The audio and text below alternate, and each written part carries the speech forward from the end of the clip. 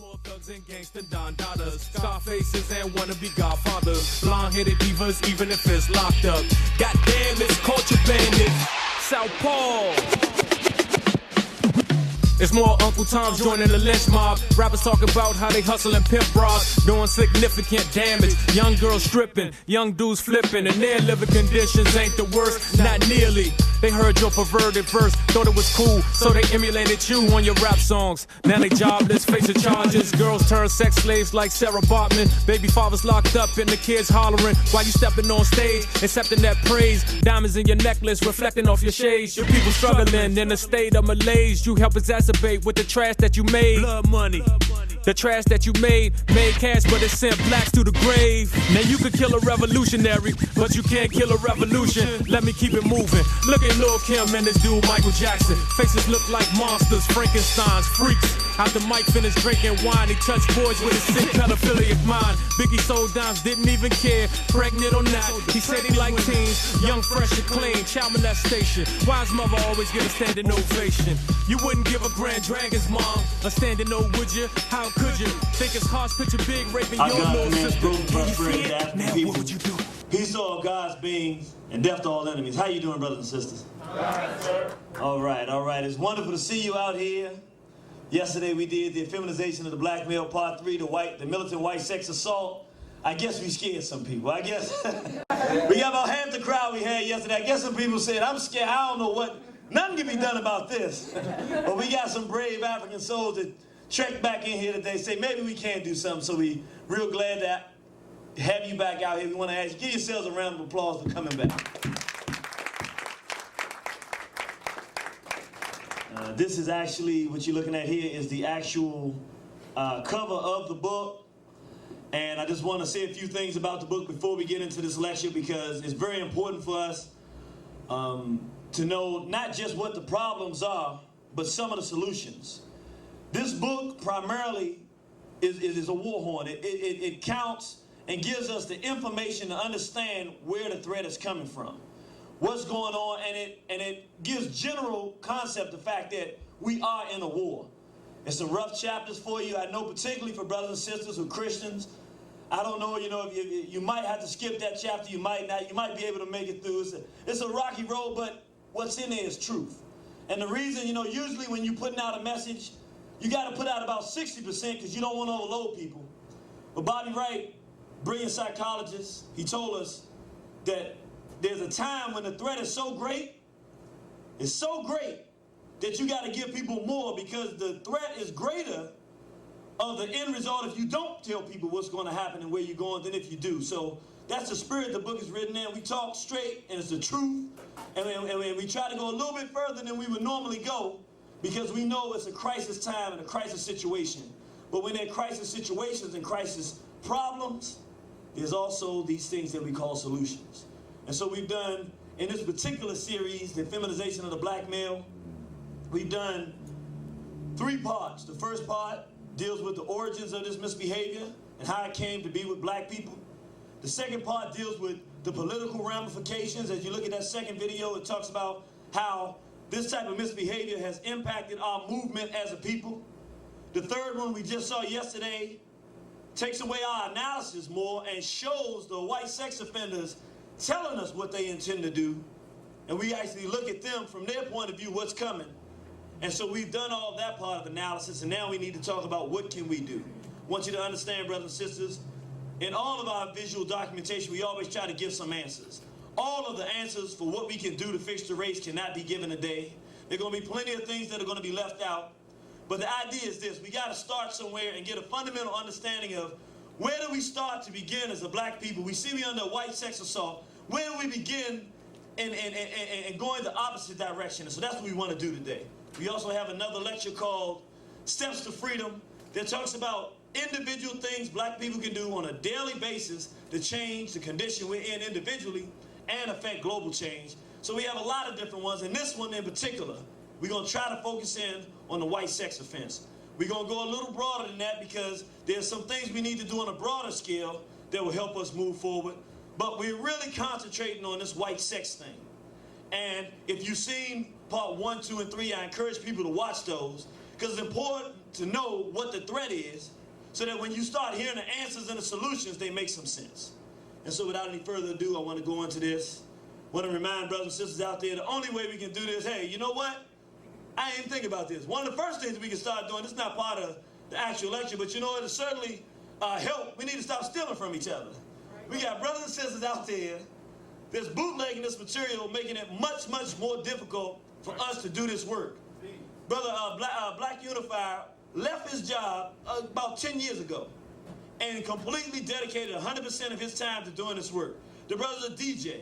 The brother's a filmer. He filmed weddings and things of that nature. Has all these skills. He can be making all the money in the world, but instead of going and doing that, he's put his time and energy to trying to save his race.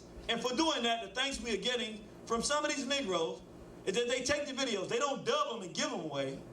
They take the videos, make copies, and sell them, and make money and put food on their own tables and take food off our tables. So we ask you, brothers and sisters, please try to support us. Let us know when you find out where the bootleggers are, who the thieves are in our community, so we can try to effect some change so we can continue to do this work. Want to get right into it. Brothers and sisters, before we can do anything physical to change things, we got to start with our minds. And I put this up here because it's critical, and I know people say, no, I want to know what I can do right now. The problem with that mentality is when you try to act and do something with the wrong mindset, you're going to always end up with the wrong solution. You don't know what your end goal is. You don't have a world perspective. All we're going to do is bump right into each other. And so the question is, well, what is the overall mindset that we need to have? And it's nothing new that we need to look at. I put these two brothers up here, the Honorable Marcus Mosiah Garvey, Kwame Nkrumah. I put them up here. We got one brother right here on the west and one brother in the east with the same mentality. And that mentality is a worldview that's called Pan-Africanism. And what that means is, in short, that as black people, no matter where we are in the world, if you're in Brazil, if you're in Venezuela, if you're in Paraguay, if you're in Iraq, if you're in England, if you're in America, if you're in Detroit, you're in New York, or you're in Louisiana, you are an African, you are a black person. And we have things that are in common. And we want to work with one another to effect change for all of us. Anything that happens to any of us affects all of us as a race of people. Now, just for clarification purposes, that does not mean all people. It means black people. Right.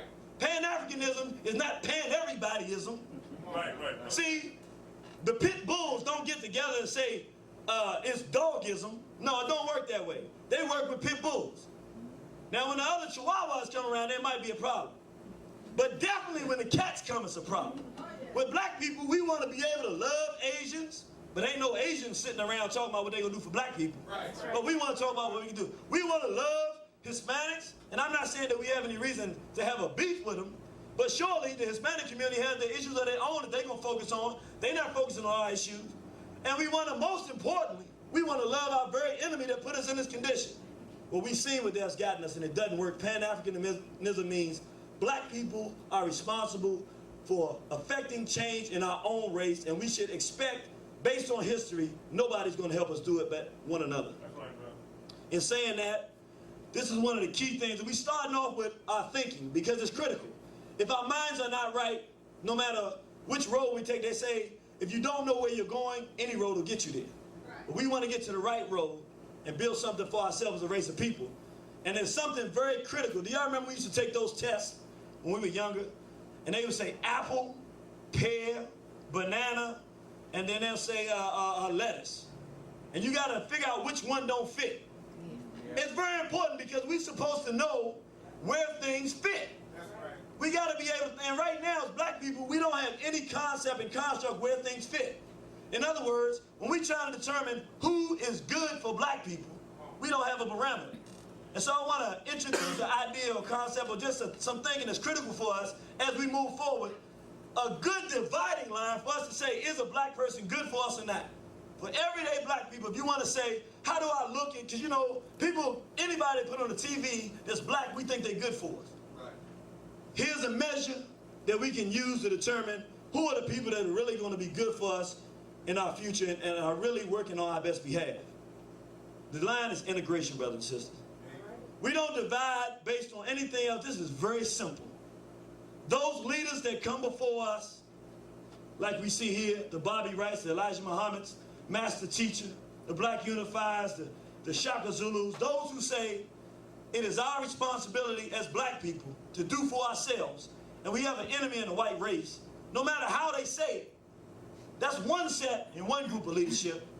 And then these other Negroes that we see on the right side that tell us their ultimate goal for us is to hold hands with crackers. I mean, I'm so ashamed every time I hear that I have a dream speech. You mean the best you can tell me before you leave this planet, the most you can advocate for black people is that a little black boy hold hands with a little white boy. Well, I done seen a lot of little black boys holding hands with black boys and white boys too, and I don't think we need no boys holding hands with no boys. It just don't work. And even for you, sister, tell me how this gonna help you for your black boy to be holding hands with the little white girl. That means you don't have nobody that loves you. And so if that's the best that our leadership can provide, then guess what? They're not even our leadership. They don't represent us, and we have to be able to divide this line and understand that is the dividing line for somebody who's working on our best behalf. If somebody wants to start an organization, if we're going part of anything, and they're talking about integration, inviting whites in, then we know right then and there, we're not dealing with somebody that's in our best interest. Very, very simple, very key, but it's critical. That is how black progress is destroyed. The book, The Destruction of Black Civilization, by Chancellor Williams, what is called the Black Bible in this movement, he tells us, it makes it very clear that the key element in the destruction of black civilization and progress, we always got some Negro who gets this magic plan that there's a good cracker out there, and if we just link up with this good cracker, everything will work. We invite that cracker in, and they destroy from the inside everything we try to produce. That's right. And so I say that to say, it's time for a change of guard. We don't necessarily need a physical civil war, but brothers and sisters, as it relates to leading this race, we have to wrestle power from the integrationists. They do not have the mindset to help black people. They are not responsible vanguards, stewards of black progress. And the bottom line is, this community of black people who realize that we have enemies and they're in the white race, we know who they are, and that we're the only ones who are going to save ourselves. It is our responsibility. We are going to have to wrestle power from them. So I wanted to put that up there. Keep these things in mind. I love to show this picture. This sister Winnie Mandela and a lot of sisters here from the States. I want to talk about something our ancestor Bobby Wright talks about. It's called a social theory. A social theory. And basically a social theory is something that a group, a common thought, a commonality that a group has that focuses them, even when they're not around one another. They have never had to meet each other, but they can walk in the same direction because there's a common goal, a common theme that moves them and pushes them in a direction. Right now, as black people, that's why we so screwed up. Some of us, our social theory is that everybody in the world can get along. And what that means is we keep trying to go and get along with everybody while we get beat up and brutalized. Don't work. Others of us, our social theory is, I got to get a good job and do what I need to do for myself.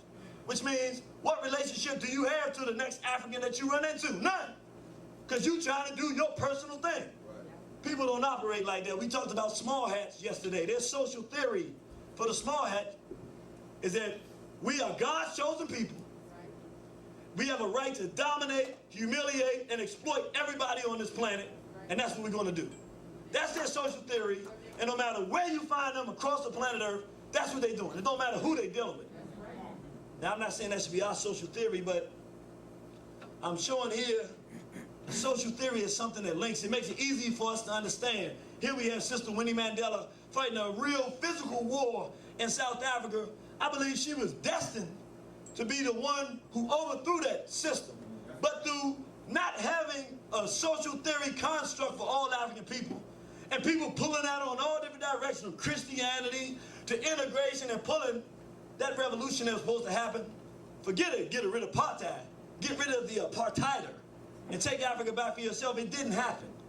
And I'm saying, what ties that sister who's a strong warrior for a race to a sister like this, Dr. Frances Cress Welsing here, who's using her dedicated entire life to teaching black people that racism is not how you feel about somebody or something like that. But brothers and sisters, there's an organized system in place that whites have put in place that they work against the best interests of black people. She does it every day, 24 hours a day, 7 days a week, committed her entire life to that. We got to understand there's something that binds us together. What brings our brother here, leader of a nation, Robert Mugabe, and we talking about stomping out white sex offense, especially on the continent, we got to go right here. One-stop shop. A black man, he told, I love to hear this kind of talk, he told, this is the Prime Minister of Britain, one of the great cracker empires. You don't talk to no cracker like that. He said, y'all a bunch of filthy homosexuals. He said, you got a gay mafia. He called the British, he called the England. He said it's a gay mafia of the gay land of your gay race. And he said the homosexuals are worse than dogs and pigs, because at least the dogs and pigs know the difference between male and female. I mean, that's a man. So you're not gonna bring it here. Take your filthy practices back to yourself. And then we see here, the master teacher, Brother Oscar Quaid. Let's give him a hand, brothers and sisters. This is our soldier.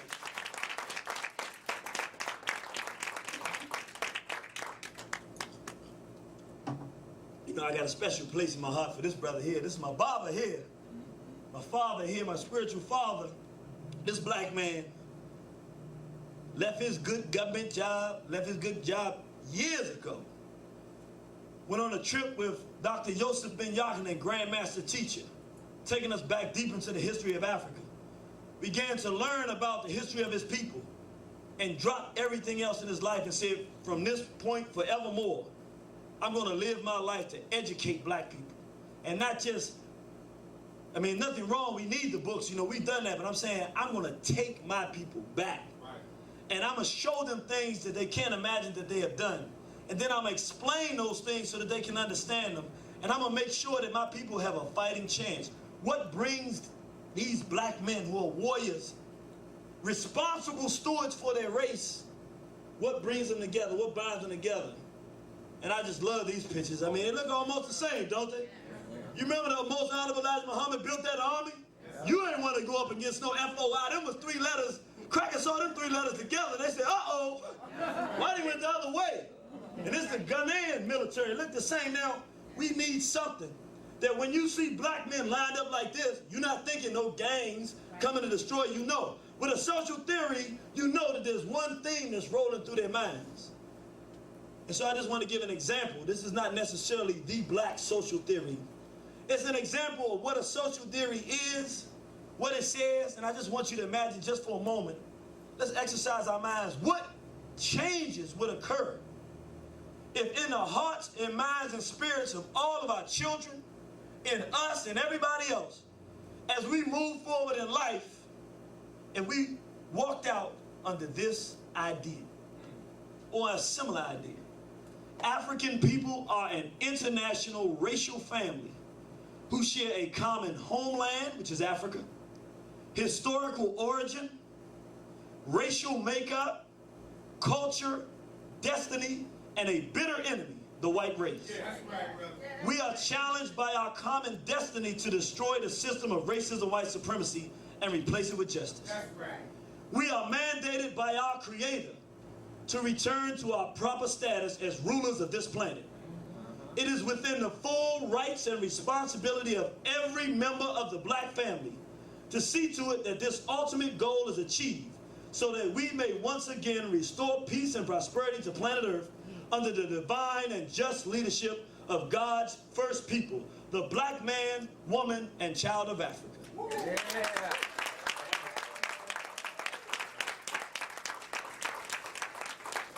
Brothers and sisters, if we got something like this into our mind, and in every area of our people activity, this was what was driving us, we can't lose. How you gonna beat the black man and the black woman together? You can't do that. So we're gonna move on. We're gonna go through this. We're gonna move kind of fast. We do some things just to give some ideas. But in starting out, saying how are we gonna fight this militant white sex assault? We just said we got to get our minds right and have a common goals and aims. One of the most important things, brothers, is education. This is our brother Chancellor Williams. I know many people may have never seen the brother, so I wanted to put it up there. A brilliant historian who gave us what in the movement is classified and called the Black Bible. destruction of black civilization. Brothers and sisters, we cannot know God, we cannot know a future, we can know nothing if we do not know our own selves. Right. It is a shame that our children grow up and, unlike any other children on the planet, have no idea who they are. They do not know their own names. They do not know where they are from. They don't know where their continent is. They don't even know they have a continent. They don't know that they were the first people on the planet. They don't know we had our own languages. They don't know what they built. They know nothing about their past. Yet, we try to survive in a world that's vicious and cruel. It's impossible to do. And so we have to understand, as responsible stewards of our community, it's no way that our children or our race can prosper without us educating our own children. Right. Us meaning those responsible stewards of an African future. Right. Not no integrationist is going to teach them about somebody trying to link them up with somebody else. That never worked. No. But somebody that teaches them about the people and the things that groups have done, African people have done in the past, to liberate us and take us forward. And before we learn about us being down, I mean, let's just go in the order of operations. And we the first people on planet Earth. First thing our children should learn, they built pyramids before there were builders. They had physicians before there was a science of medicine. Right. There's a black man who we can point to. We know his name. His name is Imhotep. Before there was a discipline of science as we know it today in medicine. He developed a discipline. But not only that, he was a world's first known multi-genius. That's right. I mean, he did architecture, designing the step pyramid for Zosia. He was a physician. Yes. Even worship here in Kamumbo, you see, as you look on the pyramid walls, you see here the birthing stool. Yeah. You see here all the instruments that were used even to this day. When in our medical people were there, we had doctors going, these are the same things we use today. I don't believe this. That's right. You go back thousands of years, you see the brother here with a stethoscope. We talking thousands of years. We created all of this. How on God's earth can this information be available? And our children are learning see Jane run. George Washington never told a lie and he ate cherry pie. George Washington was a wig-wearing cracker who raped black women and he died, and we're glad he died and he gone. And once we educate our children to their own past, we got to make sure that we can't wait till somebody get 25 years old or 18 or 19 and all of a sudden find out there's a cruel world and that they have an enemy that they've otherwise been taught to love. Can't work that way. Oh, don't let that worry you. We'll be all right. We're going to keep going through all of it. We also got to know, and it's just about right time that will fall. We about to talk. We talking about us falling, and the light falls. We got some crackers in here. Or these are the ancestors trying to make everything work. Something going on. It's the Mickey. See, he's using the Mickey Mouse symbol, and there's probably some white sex stuff going on with the Mickey Mouse symbols, and so it's just messing up the whole vibe. But we'll be all right. We're looking right here. This is Goree Island. This is the place where our ancestors were enslaved. Brothers and sisters, I'm gonna tell you what's so cruel as regards to education and what we do with our children. When our children get up, because I know I suffer from this, we're not blind. We look out and we see that black people are not in a very good condition. And guess what? Stay with me now. I know stuff going on there. Stay with me. I'm right here. Don't let them distractions get you. See, that's just when them spinning rims get going. See, you got Dr. John Henry Clark in the radio, but the rim's spinning. You looking at the spinning rim. Dr. Clark just gave you an answer. Come on. Stay with me now. That's all right. Look, it's a real cruel trick we play, though. Nobody's blind. It's easy to look around and see that our people are not in a very good condition.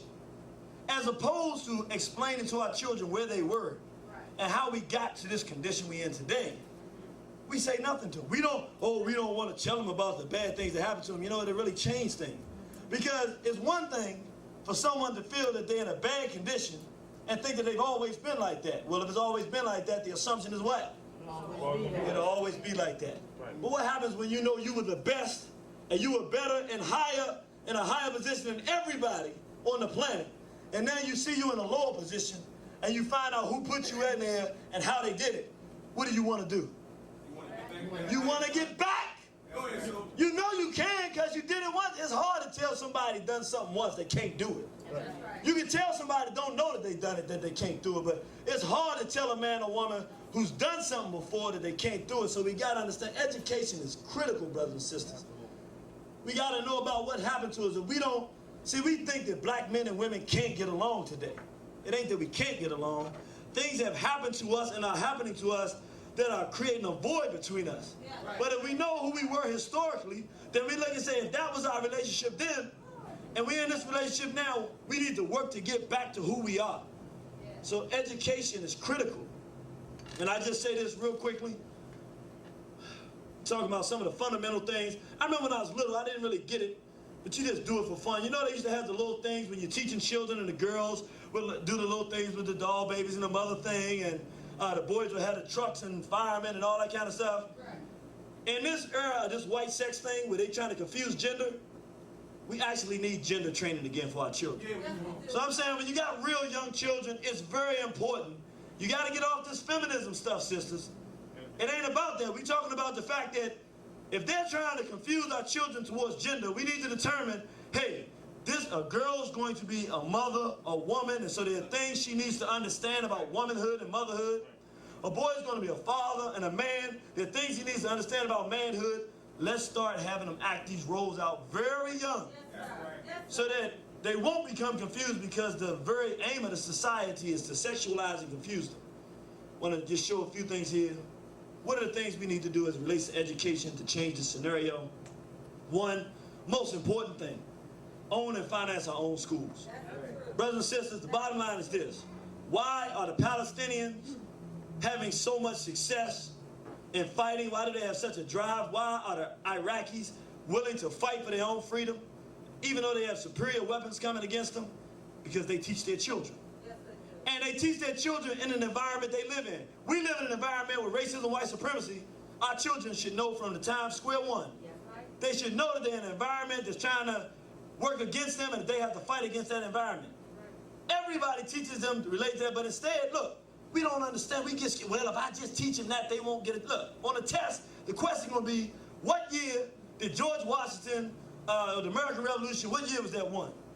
Now, the white child sits there and says, well, George Washington, he ate cherry pie, never told a lie. I relieve that was 1776. He gets the question right on the test. The black child says, that's that wig-wearing rapist who raped Sally Hemings and died from that cold and got in the slave quarters.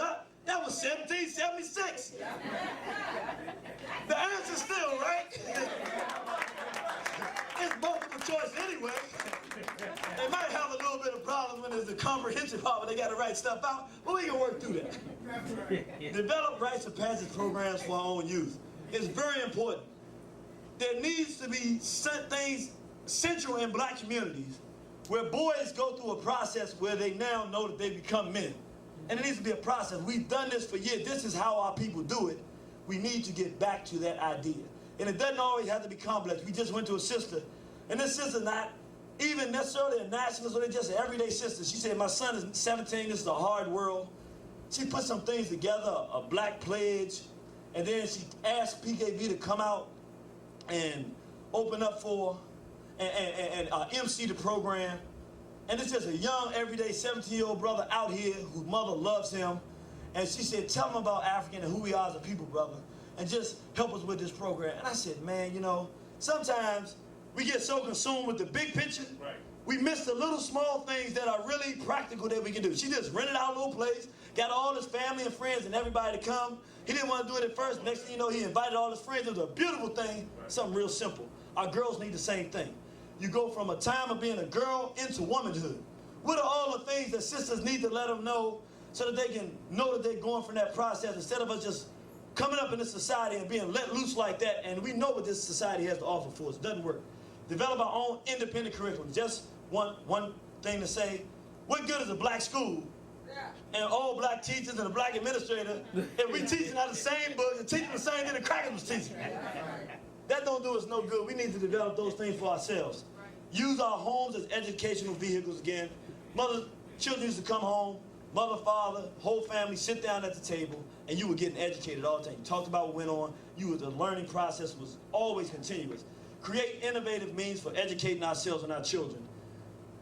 In the time when we don't own and finance our own schools, this is where we focus. What is Positive Kinetic Vision? It's a creative means for educating black people. We don't have to have no school books. Hey, we African people, we can improvise. Just make it work. Find a way to get the message out. Find a way to educate people and tell them what the right thing to do, what direction they should go. Put things in their mind to help them live right and help us move the right direction. We can do this. We are creative people. Teach black children about racism and white supremacy at every stage of that. We talked about that. And this last one's real important. Teach black children that the only acceptable intimate relationship is between a consenting man and woman. Anything else is white sex perversion. I'm going to tell you why I say we have to teach our children this. Normally, I would say, you don't teach a child about sex at all.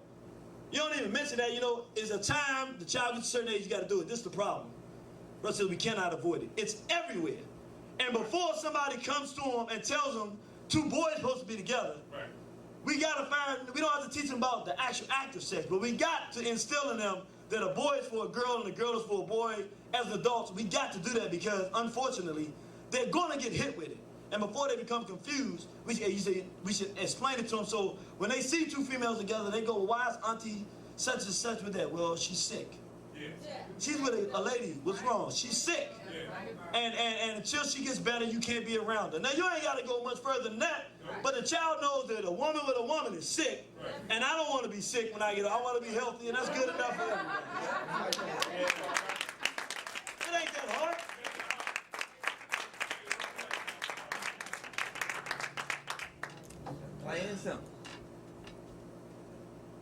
Organized to stop the sexual abuse of black children. We're going to talk a little bit about that at the end.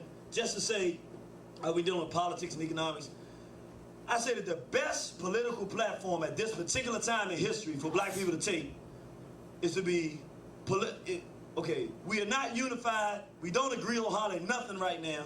We're not doing anything for the most part as a collective race of people. Most important thing we can focus on is securing a future, and the future is in our children.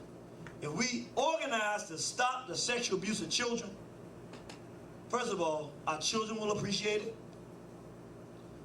It's something that we won't have to argue on. How many black people are going to actually tell you that they think children should be sexually abused? Right. Even if they feel that way, we still got enough in us that that's something everybody can agree on.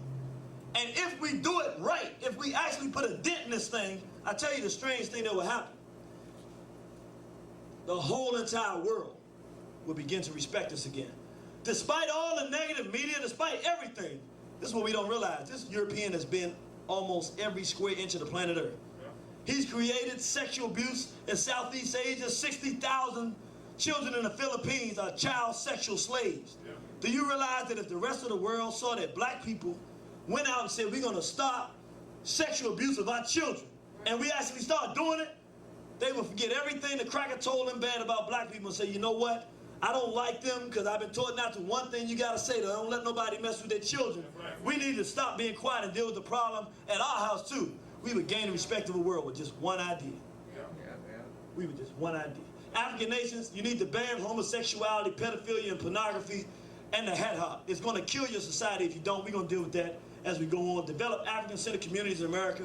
We need to start really considering the fact that one thing that makes it more difficult for us to maneuver in the society, we don't have a place that's just like Black Wall Street and just like Rosewood, where you got black people and black homes, black businesses, and black ideas, and black control.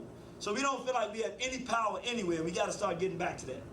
And we can do it. We have the resources. Now it's time to have the mentality. We got the developers, we got the money, we got the builders. We just don't have the social construct. We talked about our independent schools, destroy the hat hop culture in America and internationally by exposing small hats. This is the thing, brothers and sisters. I know you say, why do you pick the small hats out of all the Europeans? Because if we talk about politics and political movement, throughout the course of history, I mean, it's amazing what you find out when you unravel the veil of history. Things become clear. The one group of Europeans, more than any other, from my study, that always are preventing black political agendas from being achieved are the small hats. the Balky case, where we were getting funds for black people during the 60s or 70s. The small hats stepped in and stopped that. The Ocean Hill, Brownsville, we talking about education. Black community control. The mayor of New York at the time, it's in the 70s, the mayor of New York was a white Anglo. He said, let the black people have their own community schools and control it. They all had the same control of their schools that white parents have in the suburbs. Who cares? Guess who jumps in and says, no, black students can't be taught by black teachers. Because what happened once the community got control of the schools, they saw that the small hats in the school system were teaching the Hispanics that the blacks were their enemies, and the blacks said the Hispanics were their enemies, and the children were just having poor grades and weren't doing anything. As soon as the community took in, they got rid of them teachers, brought in some black teachers, they started learning about Malcolm X, they started learning about things, they were vibrant, the grades went up, everything worked, and the small hats said, cut it. That's a battle we lost. We couldn't afford to lose that battle. That's why we're here today. Throughout history, guess who makes up the N-word? Who made up the small hats made up the N-word, and now, every time we look around through entertainment, they're the ones, whether it was Richard Pryor, small hats putting them on, putting that N-word back into our community, Jerry Heller, who was the manager of NWA, Ends with Attitudes, who brought the N-word back, or even to this very day, we see the brother of the Boondocks. Who's that brother? Aaron McGruder. Didn't have no show until he decided it was cool to call black people the N-word. Now he on TV, ears and holes and bees and this. Said these hats, they like roaches. They like roaches in a cereal box. It's like, you gotta throw the box away. They, you know, and I mean, throughout Marcus Mosiah Garvey. Marcus Garvey had black people, we had a social theory. Up, you mighty race, you can accomplish what you will. One aim, one God, one destiny. If you were all throughout the world, a Negro world, everybody's reading the same thing, we were all marching towards liberation. Judge Julian Mack, a small hat who was in the NAACP, high-ranking official, was the judge on Marcus Garvey's trial. The prosecuting attorney, another small hat, who found him guilty and got him deported. So much for black progress. Jump in with Du Bois and these other veritable cornucopia of Negro, cracker-loving Negroes. Racial progress stopped right there. I mean, every time down the line, brothers and sisters, so right now, the whole hat hop industry, not to mention they financed and created and started the slave trade, even now we look at the hat hop industry. Totally dominated, control. I'm not going to keep going. We saw what they're doing yesterday. So we say, what's the answer? Brothers and sisters, it's not that difficult. We got the internet now. We have means. One of the things we can do, and we got to get back to it, makes no sense. National and international black newspapers. I didn't say newspapers that say that they're black.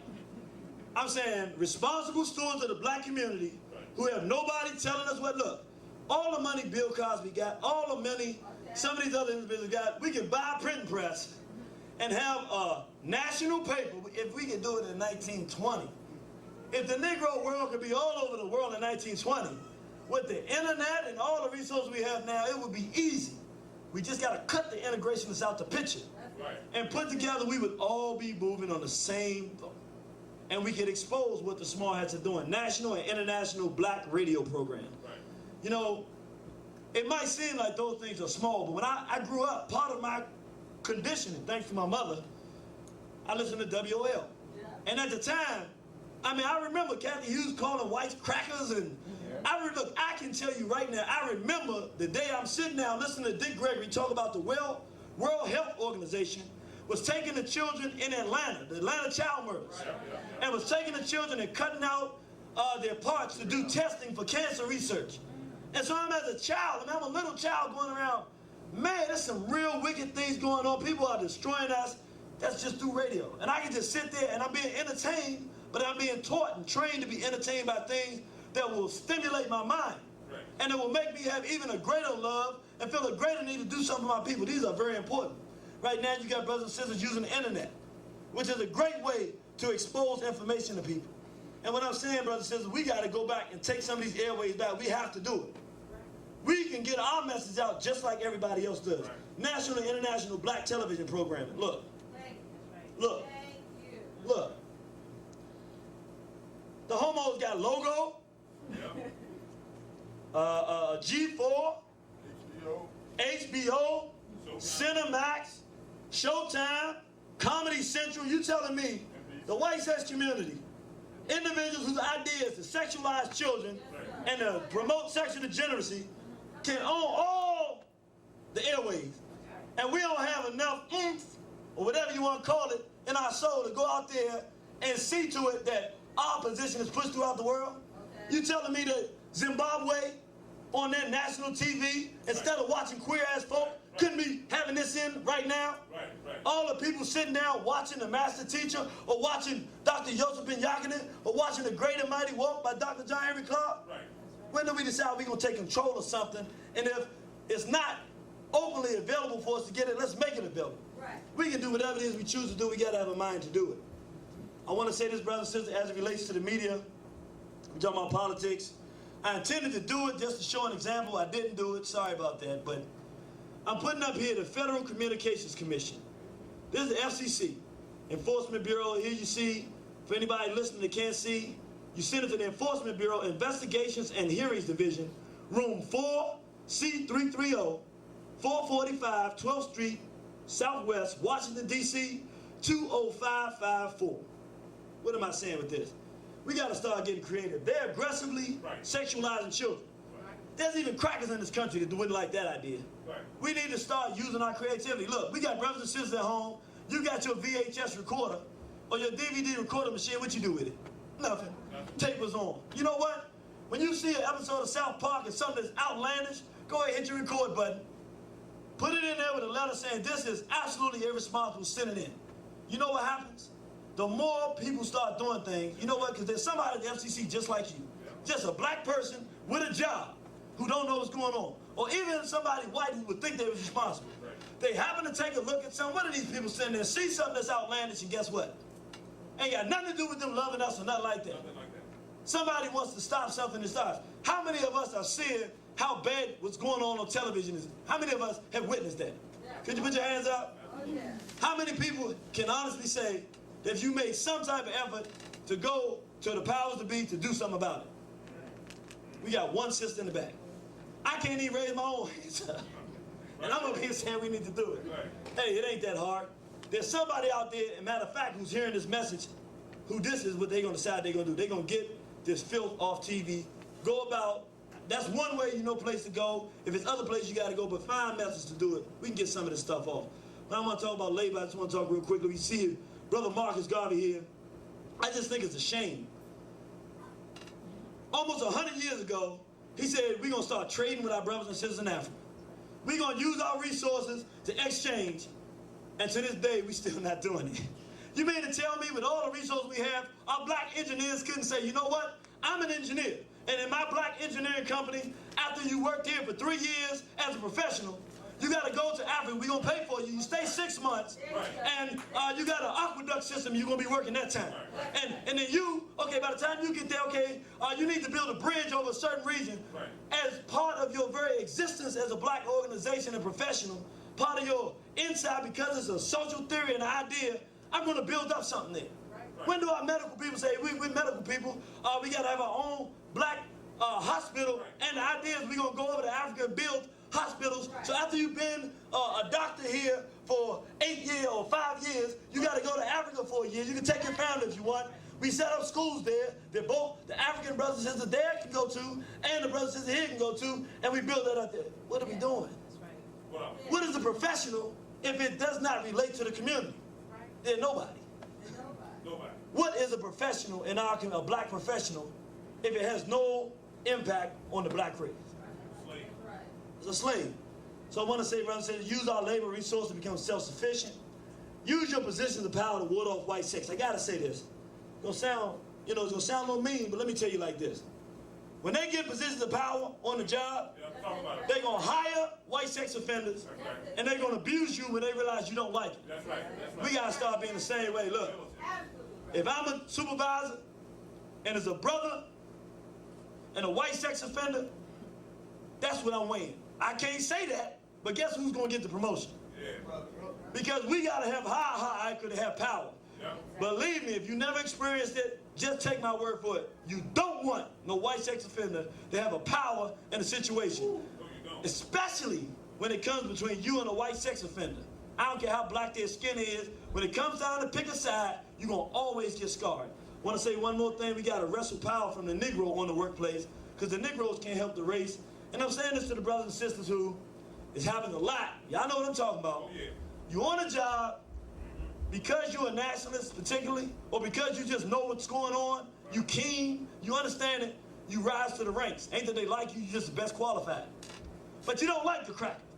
So when the cracker comes to you because you're the best qualified to take the new position, you know what you say? If I take that position, I got to deal with more crackers. Right. No, we can't turn down power. If we get more power, then we can use more of that power we get to hire, to take things our direction. A lot of times we walk away from opportunities to make control because we ain't thinking like that. We got to stop thinking like that. It's war. And at every chance and opportunity at war, when we have an opportunity to get in a position where we can affect change, we got to stop thinking about our own personal preferences. Yeah. What works best for the race, we got to become aggressive with this because that's what they do. Race first. And right here I say build up Africa as our home front. We're going to say that again. We're going to end with that, so I'm not going to talk about that here. Y'all all right? Yes, sir. All right. Talk about law real quick, brothers and sisters. We're not going to be long. We're going to be strong. And I put this picture up here because I'm going to say something to brothers. And I really thought about it long and hard. And I said, you know, sometimes you got to sacrifice. It's going to be real hard to say because I know that there are going to be some lives that's going to be lost behind this. Because it's like the bully in school.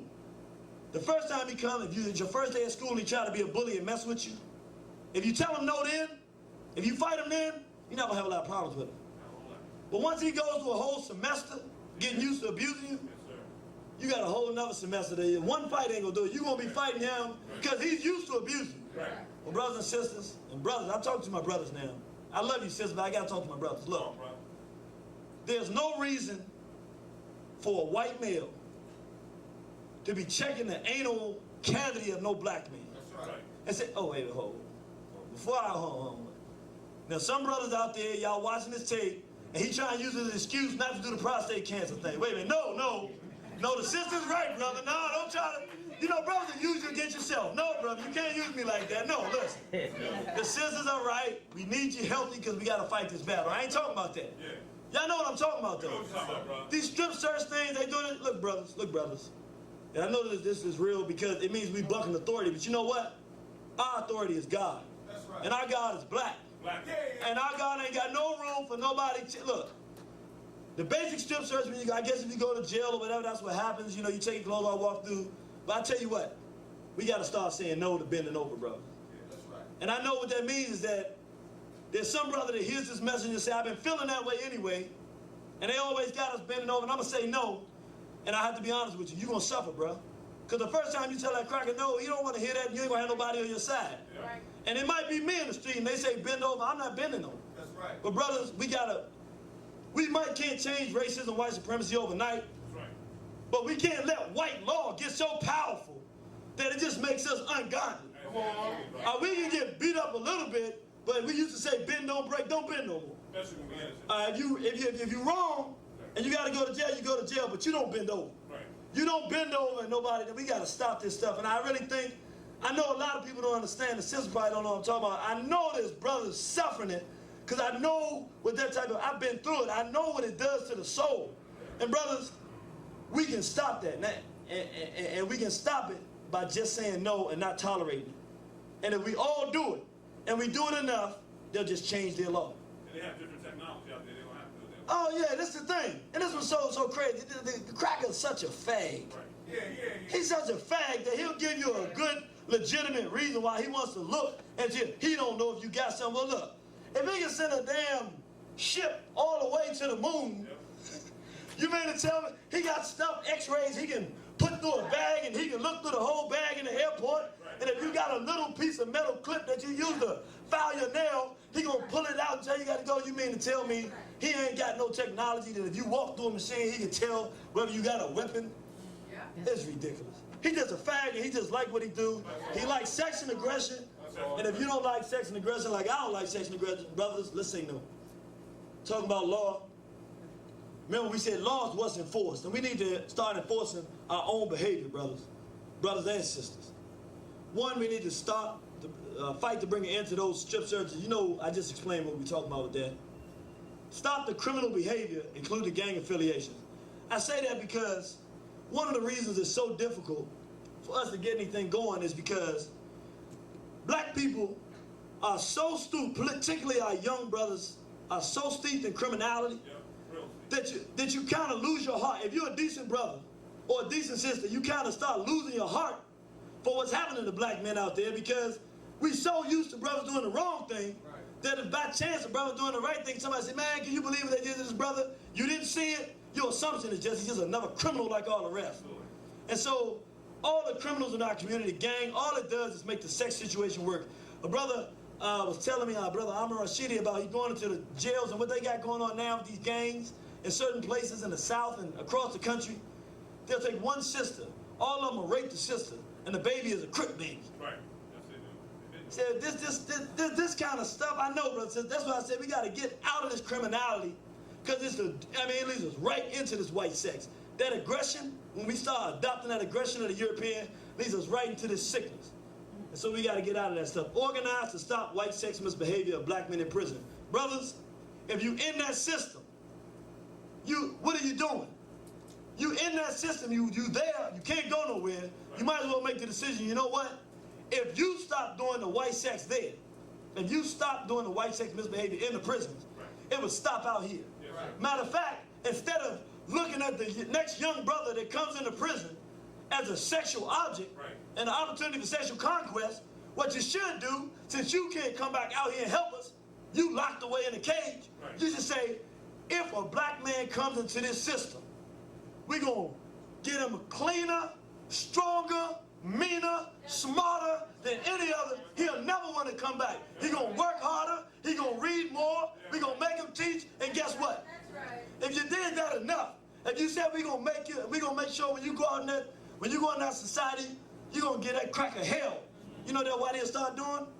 When your time to give you a sentence, and he starts seeing that all his problems are coming from these strong soldiers walking out of this black male manufacturing plant as opposed to a feminization manufacturing plant, he gonna start lessening them sentences. He gonna stop sending you so quick. Oh, you stole a car? Well, let me send you over to this place because he don't want you going in there because them brothers in there gonna straighten you up.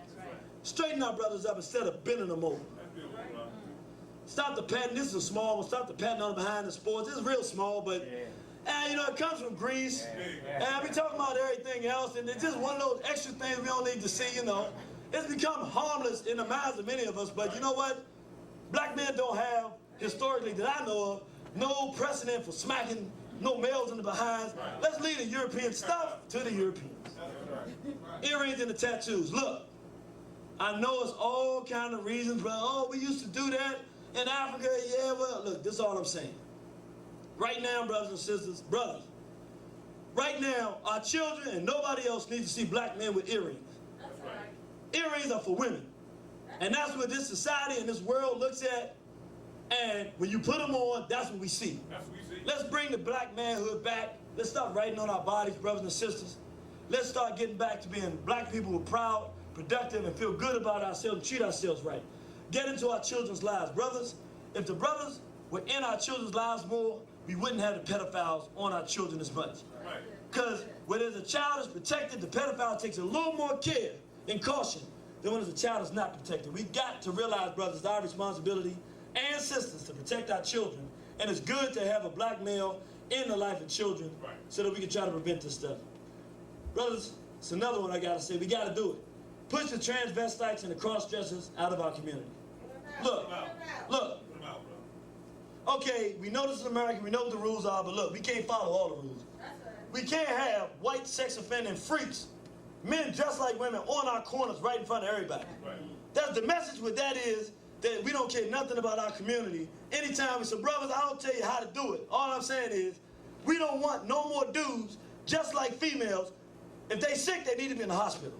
They don't need to be on our corners and walking around our communities, invading our spirits, our minds, and possibly doing harm to people and our children. And U.S. law, as it relates to that,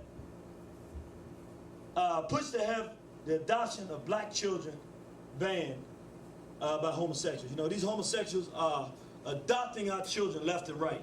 The reality of it is, brothers and sisters, if we're serious about changing this white sex offender thing, ain't no way in the world we can be giving our future to homosexuals and expect that we're going to win this. How we got so deep in the hole for this to be occurring is just almost amazing. But who would have known that two males that decide they want to live together would have thought that they wanted a black child in that home with them? Right. Well, however we got there, we got to unget there. We don't have no future if we giving our children away to homosexuals. We got to organize to stop that. Fooling someone about one's original sex should be a crime classified as rape. I'm going to tell you why I say that. I know it's going to sound bizarre and crazy. Sometimes I see stuff before and I said it to you earlier, but I'm going to tell you, we had a case right here in D.C. Brother went up, thought he was dealing with a sister, had a sexual encounter, went back, brother told him, no, that was a dude. Went back and shot him. Now the brother's going to jail. Now, this is a real problem.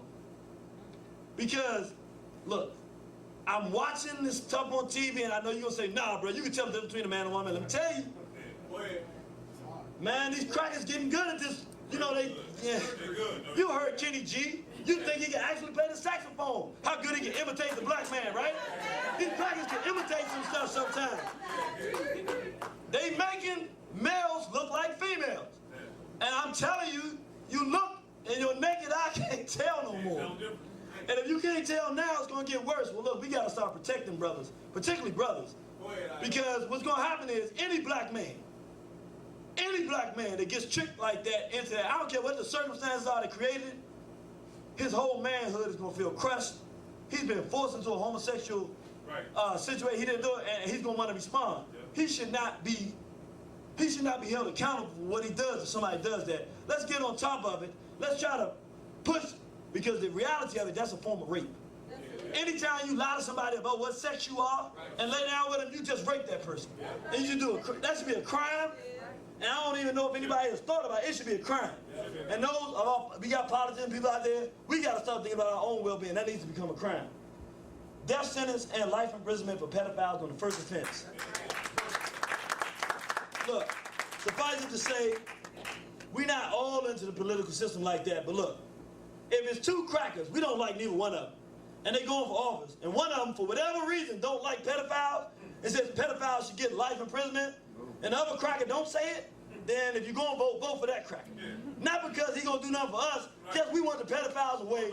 Whatever we can do to get the pedophiles away, we do it. It's part of our political agenda, and anybody else that's part of their agenda too, hey, we'll work with you to the degree that gets done, because that's something we want. All of them enemies anyway. Health. Brothers and sisters, and this is when we go back talking about black professionals. And this is real important. Our community is absolutely positively sick. We got more psychologists, psychiatrists, social workers, and all that stuff than we can possibly count. Yet, how many health centers do we have in our community? I say that this thing they call a church should be replaced with health centers. And we got enough sickness and illness in our community that instead of on every corner of us having an ice house for the spiritual enslavement of black people, we should have a place that a child can go who's depressed about life, who's not doing good in school, a brother or sister who's been sexually abused, they can go and sit down and people will help them. We should have places, and we need them just like, you know how you see 4 or 5 different churches there? We need 4 or 5 different health, and we got enough professionals, but you know what they're doing? They're in the system, working for whites, not talking to each other about what's in the best interest of black people, and doing nothing to service our community.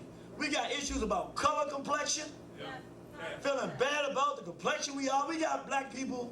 Do you know we got children out here who wish they could be white, who use dye cream on their faces, bleaching their skin, blonding their hair, solely because they hate themselves.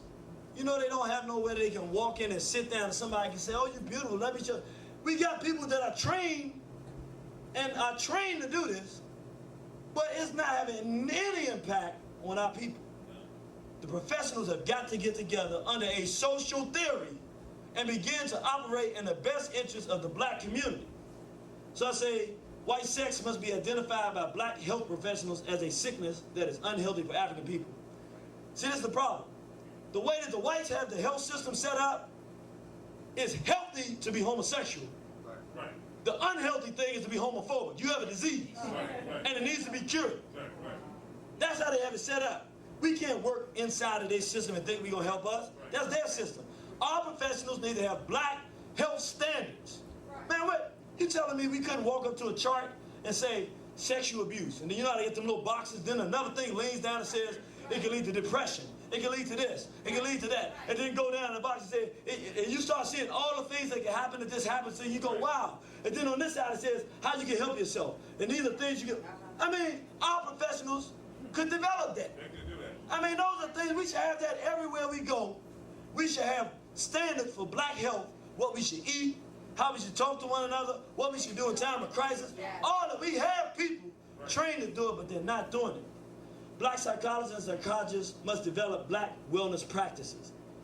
And those practices must be developed in such a way that they can be incorporated into our everyday lives. When we go to a black school, it should just be part of the framework of a black school that the health counselor or whatever has the black health standards for black people. So that all around the school, when you walk down the hall, if it's a black school, what color people should be on the wall? Black people. What color professionals should be on the walls as they walking through? What kind of heroes and sheroes should they be looking at? It ain't that hard, is it?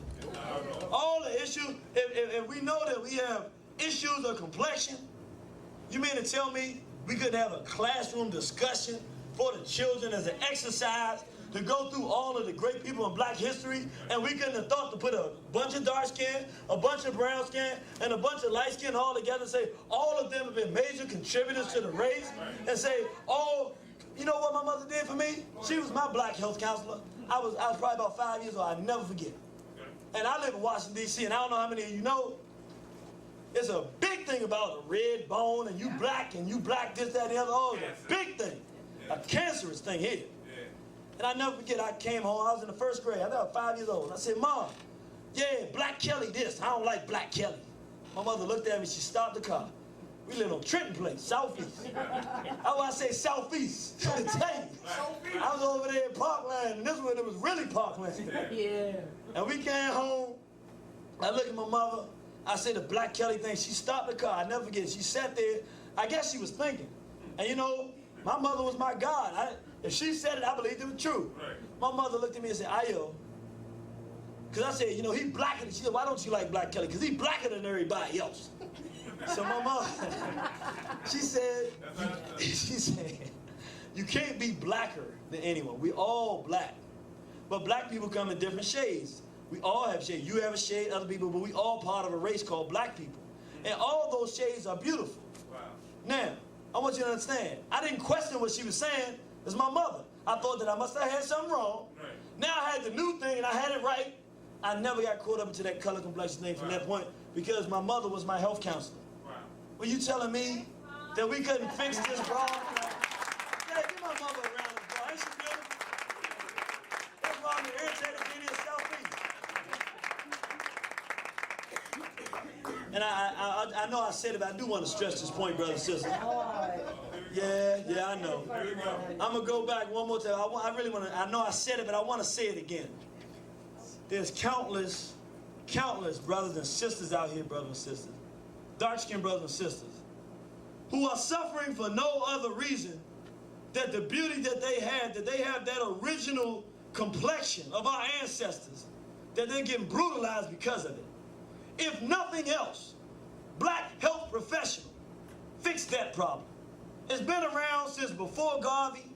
You mean to tell me we're going 100 years and we haven't fixed the color complexion problem? If you're a black health professional, you say, you know what? You're right. We got to come together and fix that. We're one race of people. Right. We're all beautiful. We're strong. We're going to defeat our enemies, and we can't do it looking at the cream of the crop, the essence of black, and hate it. Do that for us. Talk about entertainment. Do it. Picture worth 1,000 words? How many pictures? 1, 2, 3, 4, 5. That's 5,000 words. One, because of how vicious the media is. When I was coming up, it was the Incredible Hulk. Bruce Banner, you know, turned into Sigmund the Sea Monster.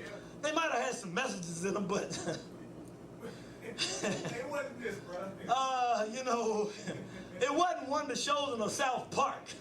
Right. Brothers and sisters, it's important. I would tell every parent, if you have, especially if you have a child under 12, watch the show at least one time before you let your child watch it. If it's a child, you gotta do it, because they not hitting your child with basic stuff. They are sexualizing one show. They will show, we just saw a homosexual orgies of white males yesterday on TV in the cartoon. Did we not, brothers and sisters? Just that one show has done something to your child, has introduced child pornography to your child and done something damage. So bottom line is, I'm saying, it's so destructive, we gotta stop monitoring this stuff. And once again, our black health professionals, when they come into the schools, should have a list of programs and shows the children shouldn't be watching. Right. Curb the appetite for head hop, books, magazine, and juvies. Look, I know that's a hard one. Because I talk to brothers all the time, and they down with everything. And I say, hey, you know, hip-hop is killing us. Ho, ho, ho, ho. I am hip-hop. I was talking to a brother I played basketball. It's my man. We were talking, we balling. You know, after I try to sneak some stuff in on him. You can't come too hard. I got my camouflage on. They don't know it's the irritated genie, you know what I'm saying? They think it's just brother Ayo, you know, just balling a little something. They call me O. They say, oh, what's up, O? I say, yeah, I got something for you today. You know, hit him a little something on the side. Yeah, hit him a little something on the side. And I'll be telling, nah, I am hip-hop. And I'm like, we don't understand how destructive this stuff that we getting is. So we gotta find, but for those of us, like we watched some stuff yesterday, get your terrorism from the entertainment industry, 1 and 2. How many people have seen the terrorism from the entertainment industry? Will it change your mind about hip hop? Yes, sir. That's right. Will it help you understand Christian Black Unified? Does he help black people understand that this hip hop is death? Yes, sir. All right, then you got to check it out. We got to get off. If you're reading that street lit and you're doing that, brothers and sisters, all you're doing is cultivating yourself and your mind for self-destruction. We got to get out of this whole thing. I know that's hard, but we can't be the tools of the hats and also fight our enemy. We got to give our enemy his filth back and produce stuff for ourselves. That's why we're talking about black television shows and things of our own. We can produce all these things if we just get the mind to do them. And we have the resources through internet. We have people with the skills to do it. Now, where do we get the collective unity to do it? Address the use of the N-word regularly. We got to pick it up. Yeah, we got our T-shirts now, anti-N-word T-shirts. We've been pushing it, putting the videos out there, but we need brothers and sisters every day in your everyday life. I was talking to a young brother playing basketball again, talking to him out, and we had a big argument on the N-word. And I didn't think he got it. Came back next week. He said, man, I went back and told my girlfriend what you said. We was talking about you right, man. We got to stop using the N-word. But then this young man made me so proud. I said, I love me some black people. He ain't never heard nothing before. But during the course of the conversation, I said, you know, many of our ancestors were killed because they wouldn't let nobody use that word. And because he trusts me, he just believed me. Just so happened, he's in the military. An Asian came up and used the N-word. And maybe the conversation must impact. He said, I told him, I said, nah, you can't use that word. And the guy said, no, I'm cool. He said, you cool, but you can't use that. A bunch of my ancestors died, so that word will stop being used. You will stop using it. And then he said, so I made him stop using it. He said, man, but the brothers started getting mad at me. And I said, man, y'all should be on my side. And I said, you know, let's get that brother a day. Let's get a day around this Lord. That's how we're supposed to do it. You don't just get a message and find out what's right and you do what's right. We got to push it. We got to get more aggressive. So in your conversation, we got to do it more frequently. If you're doing it now, do it more frequently. If you're not doing it, when you hear that N-word being used, say something. Let's be repetitive. Let's start getting aggressive with our position. That's right. Especially that Aaron Magruder, I'm sorry, I already said it. Somebody needs to get the message to Aaron Magruder. Do not be used like Oprah's being used to kill your race.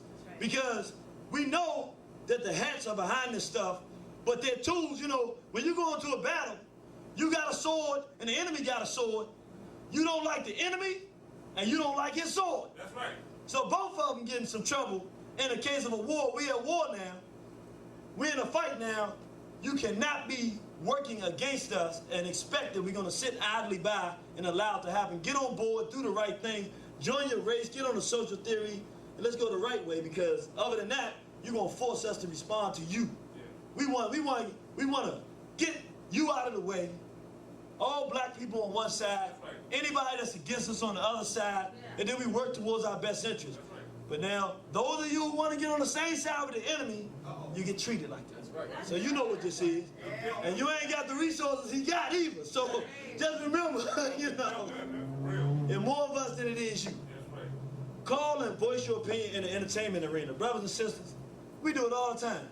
Nationalists, people with understanding, they know right from wrong. You know we listen to the radio. We listen to, what's doing on WHUR? We listen to Michael Baisden. Oh yeah, I was checking Michael Baisden out. Oh, I was checking it. You listening to it, and there's some position that's being taken totally contrary to our well-being. And you listen to everybody else call, and nobody say the right thing, and you be like, I don't believe it. I don't believe it either. Why we not calling? It ain't that hard. Look, I tell you how. Brother DJ back there, Superman, that's Superman back there. Let's get a DJ a round of applause. That's Superman there. The winner, Kalonji, the winner. Brothers say, listen to the radio up in Morgan State, they listen all the time. And they start talking about hat hopping, how wonderful it is. He said one day he just picked up the phone, this stuff is killing us. To start going and doing that thing he do, that PKV talk, he said the whole rest of the day people call up, yeah, this stuff is destructive. Yeah, we call it, look, our people are looking for permission to do what's right, but they don't know that there's anybody else there to do it right, so they feel like they're by themselves. Look, your voice makes a difference, it really does. Use it, and use it frequently. We're leaders. Once we get into the know and the knowledge of self and understand that there's issues out here, we got to take that understanding and, as best we can, begin to work in our own best interest. I want to say this one caveat, be careful with that. Because some brothers and sisters say, they get this message and they say, I'm going to go to my job tomorrow. Wait a minute. Remember whose plantation it is. I don't want you to be out of a job, sitting at home. You can't buy no videos. And you got to be able to get your videos, man. We need some spooks. You get there, learn the system, work it. When you can work on the job. But that ain't necessarily the ideal place to be trying to transform people. But if you can do, sex. I'm going to say some things, brothers and sisters, and look, I'm going to be straight up. I know the sexual climate that we're in. We in Rome. We've been exposed to Romans and the things Romans do. I know the reality. But I got to put these things up there because there is a future. And because there is a future, I'm not looking at where we are. I'm looking at where we need to be. So I'm saying these things to help us to cut off the direction we're going so we can go back the right direction. I'm not trying to be overly critical of anybody because I understand we in Rome, we've been exposed to it. Drop the pornography from our diet. It's a doorway to the caves and hills of Europe. This is the thing, brothers and sisters. It can't help us nowhere in the world. Pornography, all it is the introduction to European sexuality. And I'm saying that to say, if you're into it and you're deep into it and you can't get out, at the very least, keep it away from your children. Keep it away from anybody else that can be affected by it, because somewhere down the line, as we make this move in the right direction, just like integration has pulled us off the railroad track before, just like the hat hop and this degeneracy has pulled us off the train tracks during the 90s, and we don't want this sexually crazy climate to pull us off. So we need to start now realizing that it's destructive. And that's, when I say pull the pornography out of diet, I'm talking about the hip hop. Hip hop is sadomasochism. Hip hop is pornography for children. This flyer, I know you say, why would you put that up there? Look, brothers and sisters, this is the kind of flyers I get every week on my car. People passing it, sticking a flyer on my car, come on out. A race like this is destined for destruction. This is what's being sold. I say, this is what the European is making us. So I say, let's get out of this stuff so that when we look at this, because I know there's a time I looked at this and said, oh, can I be honest? Y'all like go, my mama said, no, you can't be honest.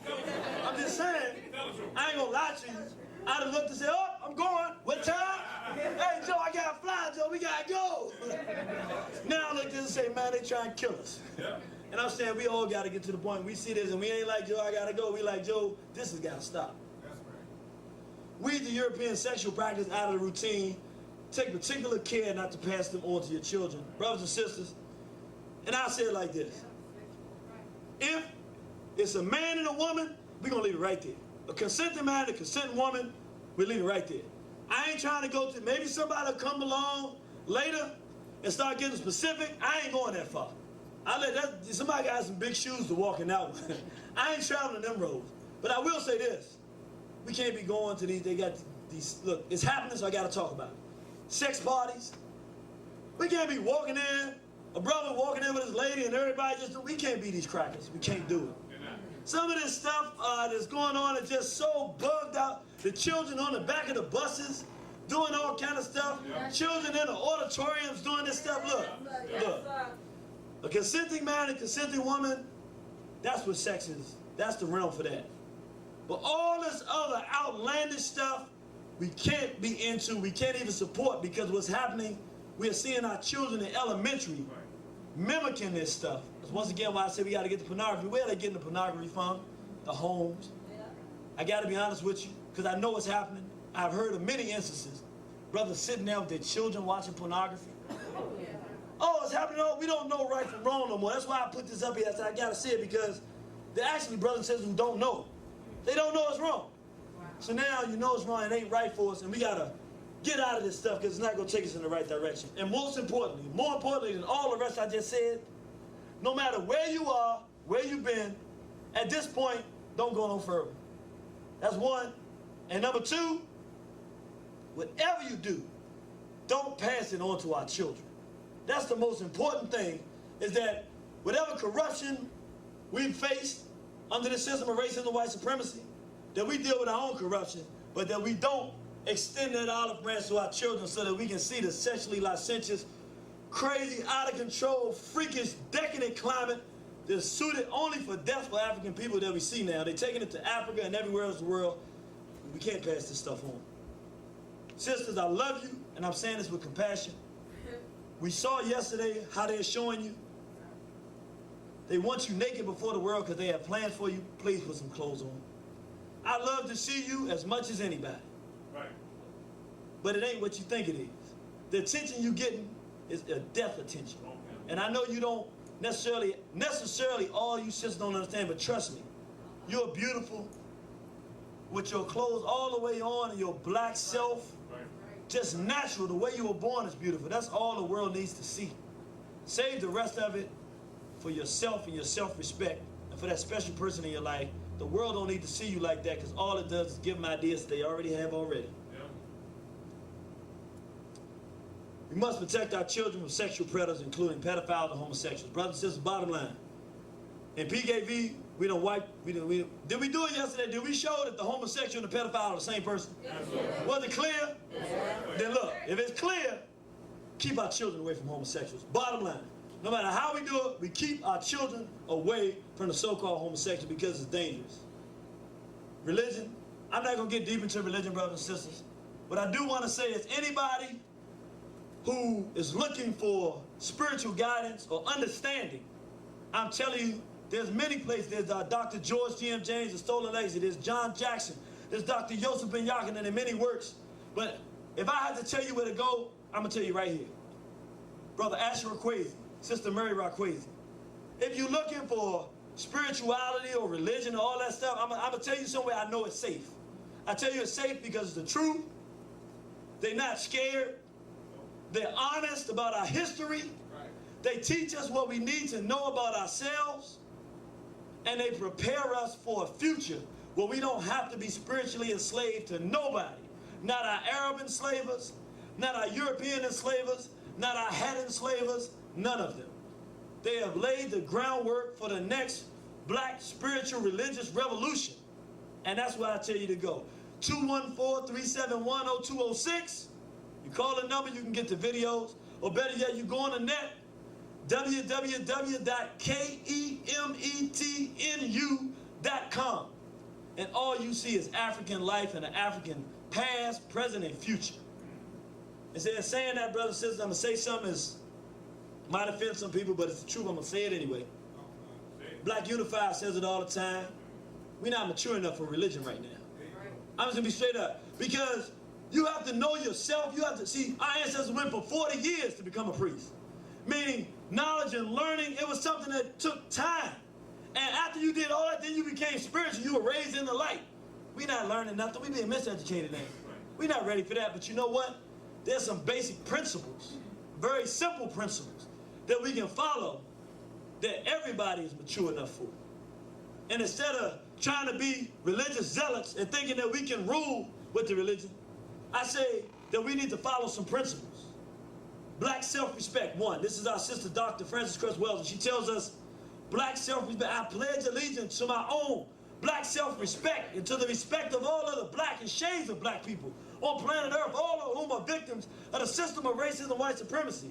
And I pledge to use all my life, energy, intelligence, and creativity in all areas of people activity to eliminate the global system of racism and white supremacy on planet Earth and replace it with justice so there can be peace, so help me God.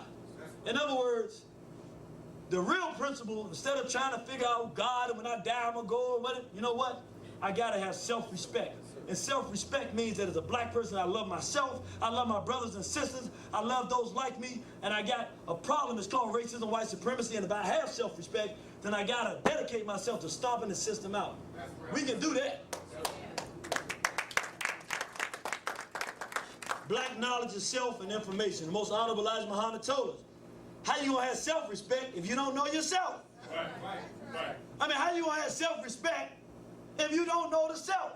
That's why our ancestors, and see, we know he's telling the truth because he brought something from thousands of years.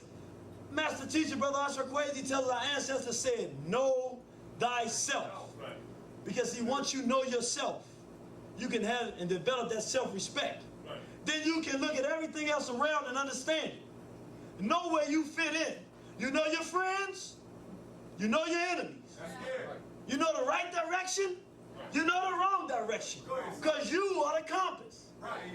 And then you can determine that if you don't know yourself, you can't figure none of the rest of it out. Black cooperation and unity. It's very simple.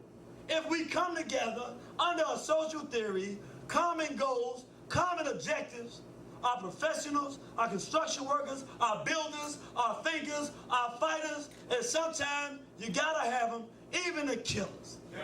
If we all said, what is our role? What are our goals and objectives? Heck, you know what? We can make something happen. Those of us who went to the spirituality thing, we can have our health centers helping our people deal with the ills that are hurt. Those of us, we got some brothers out here that crackheads. Well, you know what? Look, over in Darfur, in the Sudan, we got these sand crackers. They think it's cool to rape black women and kill our babies. Look, we're going to get y'all brothers trained up. Make sure you don't transfer nothing over to our people. None of this filthy decadence. Get you right, march. We're going to send you over there a little money. We're going to get you going down through Nigeria, get your little cover, and y'all go down there and look, fix the problem. And look, don't call me until it's fixed. You ain't coming back till it's over. You know what I'm saying? I mean, everybody got a place. So he ain't no longer in our community wreaking havoc. He doing something that he like to do anyway. Saving a race, becoming somebody that's worthwhile for our people. I think you hear me. In race war, brothers and sisters, don't get scared. Don't get scared. Listen, when I was in 5th grade, 6th grade, Miss Walls, one of the best seats I ever had. You know what she told me? And I was so mad. Miss Walls made us, for Black History Month, do 100 reports on Black history. I never forget, she got so mad at me. I think it was possible 28 days to do 100. You don't understand, man. I told Miss Walls, and she got so mad at me. I said, it ain't 100 black people that ever did anything. I was in 5th grade, boy, she lit me up on that one. But we did it and we felt good after we had finished it. But you know what she used to always say? You're going to have to be 2 to 3 times better than them to do anything. That's right. You know what she just told me? I was in a race war. She ain't say you in a race war. Who was they? I had to be 2 to 3 times better than who? Than whites. So as I grew up, I always knew, I didn't know necessarily who the I think I could have figured it out. Bottom line is I knew I had to do well. But when I got as an adult and I went on these jobs because I could read better than them, I could analyze better than them. Well, most of them, some of them smart crackers. Don't let me tell no lies. Like, ain't no smart crackers. Some of the crackers pretty good at what they do. That's why the system works. But in general, for the most part, they're just a race of degenerate idiots. You know what I'm saying? They can fight like hell though, and they tricky. They can't fight one-on-one, but that ain't how they fight, so it don't matter, right? That don't matter. See, the hyena ain't good by itself, but he don't fight by itself. But in his realm, he do pretty good with that. But what I'm saying is, we can find creative ways to let our people know. Just like Nat Turner and Dr. Khalid Muhammad, we can educate our people so that instead of walking into situations and getting banged over the head, not knowing that they're at war, we can be prepared for the fact that in this world, it's ugly towards black people. And we're going to have resilience and strength and energy to fight because we have an enemy. Now, we don't know, when we mature, some of us like the term race war. Many of us don't, but then we don't use that. But the bottom line is, if you got eyes, if you saw what you saw yesterday, we saw the fact, whether we like it or not, even if we sit at home and do nothing, there is a war being waged. And we're the recipients of death and destruction 24 hours a day, 7 days a week, all throughout this planet. It's time for us to be at least mature enough to say, hey, there's a war being waged here. And at least we can stand up and do something for ourselves in our own best interest. Self-respect, knowledge of self, we can come together in unity, and we can try to fight on our own best behalf. So we're gonna take a break here so we can stop the tape. We're gonna come back very short, and we're gonna get on out of here. Y'all all right?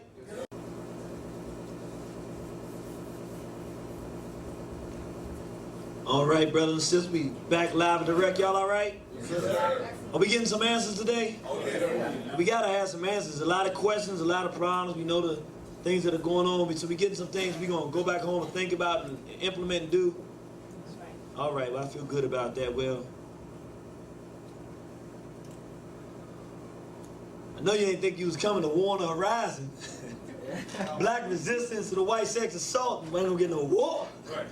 I mean, far be it from me to do any lecture and not try to slide it in somewhere. This ain't just somewhere. This is, brothers and sisters, as we move forward, every 20, 30 years or so, we change our minds about our condition. We decide we want to do something, and we start moving. Before we talk about really moving, I'm going to say some things that are going to be difficult for people to take, but I believe it's time, and we facing a real threat. Some very fundamental things that we have to understand. For instance, and I want to take us, I like using analogies because analogies help us to understand. If you have a hyena, I want you to put yourself, would y'all rather be lions or hyenas? I want everybody to be on board. Everybody like the lions better. Okay, we're going to be lions. Okay, we lions. When somebody comes up to you, lion, and says, which are the good hyenas, what is your answer? None. Wait a minute. What about the lion, what about the hyenas when you were walking through the wilderness and they could have jumped you and killed you, but they didn't? Are those good hyenas? No. They not? He was full. He was scared. He was by himself. Oh, he was scared. So wait a minute. He already ate, so he wasn't hungry. Well, what about the hyena that the little cub had gotten lost, and the hyena brought the little cub back and said, here's your little cub. Is that a good hyena? No. He crazy? Oh, she said he's a pedophile. He took him away for 2 months. So we got a Zeus and Ganymede, hyena. I don't want to be, you understand where we're going with this. This is one thing that happens with African people. And particularly, I'm not picking on anybody, but as African people in America, we've been face to face with this European for quite some time. We know ain't no good crackers. Even some of us get it. But our brothers and sisters on the continent still do not get it. That's right. As a matter of fact, it's something that goes deep into the history of our people. And I want to make a comparison so that we can kind of get an idea. For Europeans, they come out of a history and a culture. They have no concept of a God that is bigger than them. Even when they steal it from us and use it and adopt it, they don't get it. They've never had an idea of something called honesty or morality or ethics. Right. That is a concept that is foreign to them. They can duplicate it in words, but throughout their history, it is not part of them.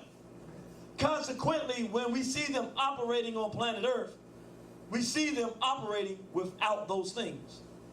Meaning, it's not a matter if there's a good European or not. Right. By the very nature and the core of them, it is not something that is part of them. Right. They cannot be good because they're an enemy, one piece. Right. But in the same way that they cannot, it's not even understand. They can understand the concept. They can't live by it because it's not in them. Right. The idea for African people that there is something so foreign, vicious, heinous, that they could be an implacable foe to African people, that there's something, a permanent foe, an enemy to the planet that is totally destructive, of which there is no good in any of it, is totally foreign to us. That's right. Come on. As African people, we have never actually experienced it, except as we have experienced Europeans. Right. Even the virus, because some people say the European is a humanoid virus, like a white cancer cell. Anywhere they go, they just invade the body that's already there, like a virus, and just destroy it and turn it topsy-turvy. And the only thing you can do when you get a virus, is get an antibody and come and boom, knock it out. But if you don't knock it out, the virus spreads and kills the body. That's right. But I say there's only one thing though. Sometimes you have overpopulation issues and different issues, and a virus will actually come in, destroy a certain portion of the population. The virus will stop, and it actually would have served a purpose. Well, brothers and sisters, the European don't even fit the virus. There ain't no purpose in what the European does. And trying to figure it out makes us, and trying to find a good one has been a critical error.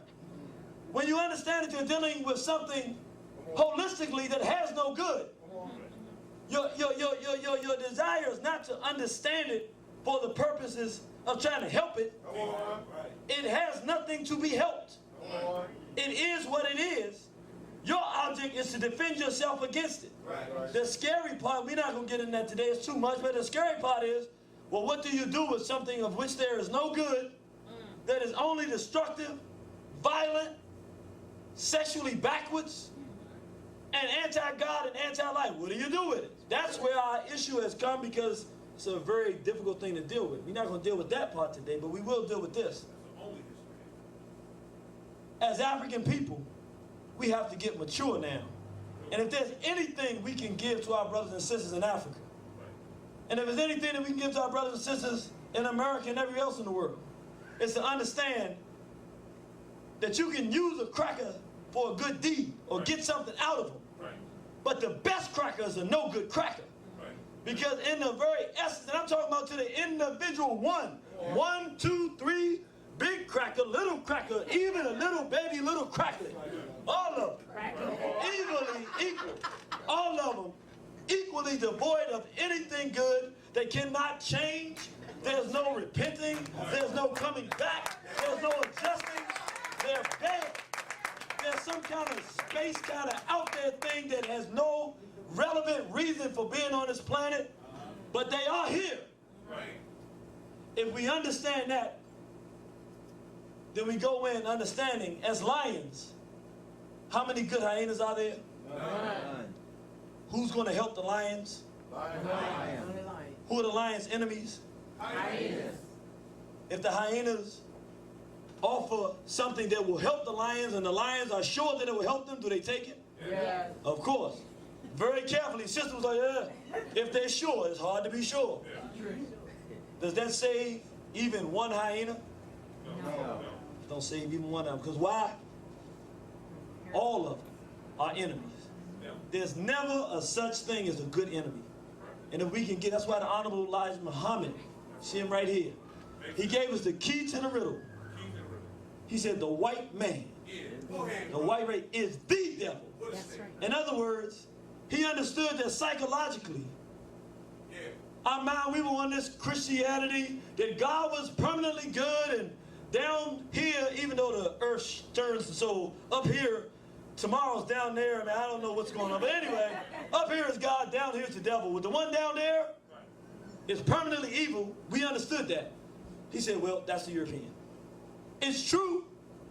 Historically, that's where our whole concept of our ancestors who developed the idea of devil, this permanently evil thing, they were talking about Europeans. They've changed it since. But the idea is that once you realize you're dealing with something that's permanently like that, do you integrate with them? No. Do you expect them to help you? No. When they brutalize and abuse you, don't that, you understand why, right? Why are they doing it? Because they're evil. That's what they do. They evil. That's what they do. That's their nature. Do you sit around going, I thought we were friends, Susie and I thought we had the understanding. No, Susie understood that you were her enemy. You didn't understand.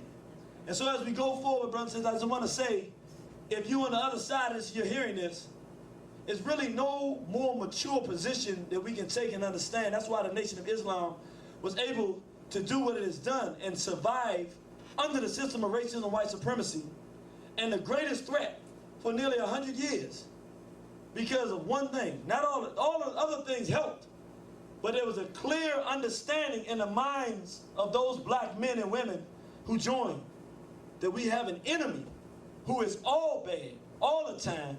If we can use them to get something, we do it, but we understand even when we're doing that, we're playing with fire. This is our enemy, this is our foe. Everything good should come out of us.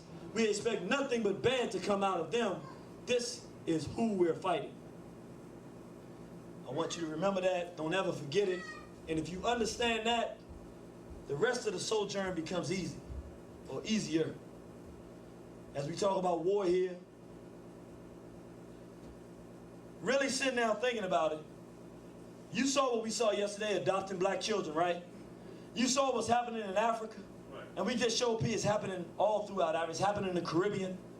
White sex offenders for years, I didn't bring it up, going to Haiti, molesting young black boys. I mean, I didn't, look, we had to say, you know what, if we're gonna really, really put a dent in this thing, it's not just talking about what we gotta do, it's something we gotta do that's gonna be concrete. And we gotta put, you can't just say it and leave it out there, something, so this is an attempt at a suggestion to make something concrete. In order to for concrete change, one thing you gotta have is a time limit. So we're gonna try to work with a time limit. You also gotta have a place, and it's gotta be an appropriate place. Is it reasonable to suggest here in America that since the whites are a dominant society here, it would be very difficult for us to eradicate white sex in America, even if we get rid of it in our own community? We gonna change? Are we gonna be able to change whites? No. Why not? Yeah. But if we say this is not who we are, can we change ourselves? Yes, sir. Yes. Well, where is it that black people have the most control? In the house. The most? I'm talking, look around the world. Don't lock yourself up in the cage, bird cage of America. Where do we have the most control? Africa. The most numbers? Africa. The most ability to legislate and make law? Africa. Africa. I say everybody on this planet needs a home. The Arab goes to Mecca. The Mecca is a home for the Arab.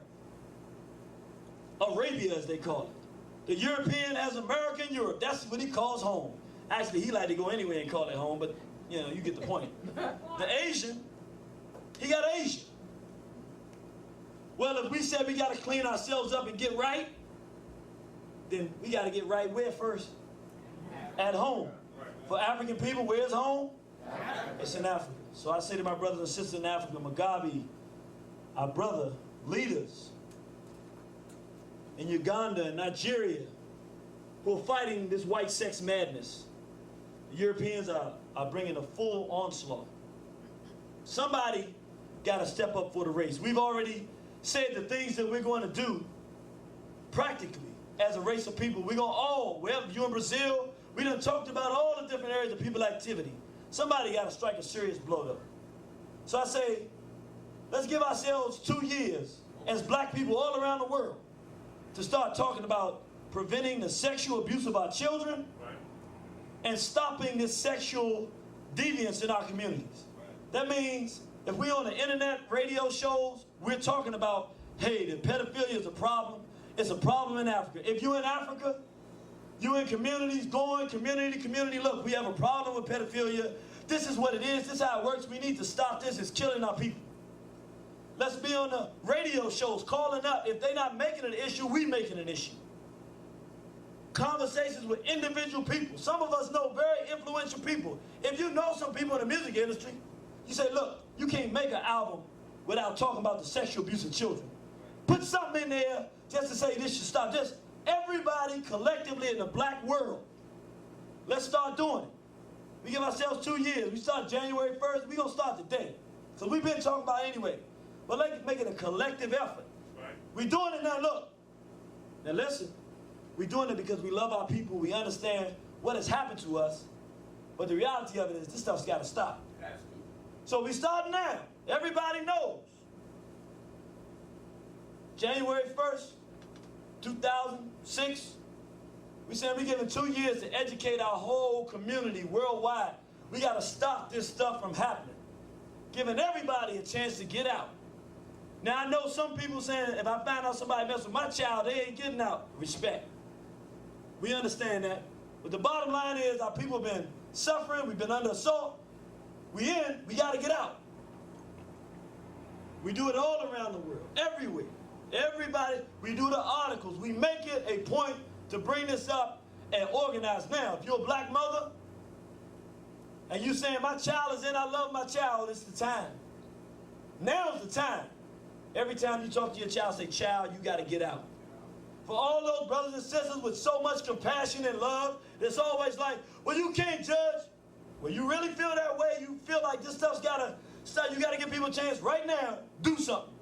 Don't talk about it, be about it. Right. We need health centers that our people that are involved in this madness can go to and get them out. Save them now. Get them out. Spend time. With all that you know is, get them out, baby. Look, you got to stop this stuff. It's wrong. And it's a problem. And every time I talk to you, I'm going to tell you, you got to get out. Because you got time now. And every time you say, they say, well, I'm not coming around. Well, baby, I love you. I want you to come around. But I can't let you continue in this way because it's wrong. It's bad for us. Then I say, that's 2 years. I say that it would be the best thing for the brothers and sisters in Africa. Because you can't fight something that you can't fight. You can't let them open up gay clubs in Africa and not expect that your children will get sexually molested. You can't allow males to be switching and transvestiting all around and expect that you're not going to get culturally destroyed.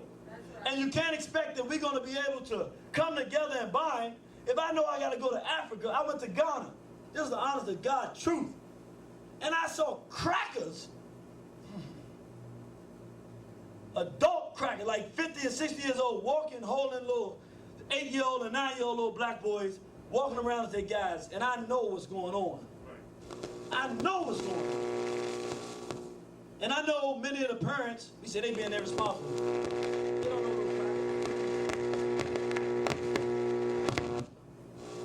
they got Europeans over there with our children. We know what they're doing with our children.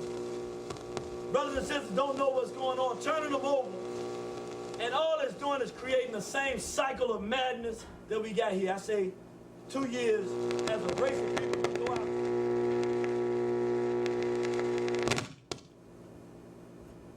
And then after that, I can do it without the mic. You know, you don't stop fighting when you drop your sword, do you? No. You stop fighting when you drop your sword, you're in a lot of trouble. We're in the middle of the battle now. You don't expect me to stop now, do you? No. Little mic problem. He said, get the mic back. Now, if it don't work this time, I'm going to let it go. All right, we back. All right. Say, then our brothers and sisters, would that be 2008, January 2008, say, look, you got 6 months. I remember Mao Zedong. The Europeans had come and gotten all the Chinese cracked out on opium. He didn't hate his Chinese people, but the problem was China was falling.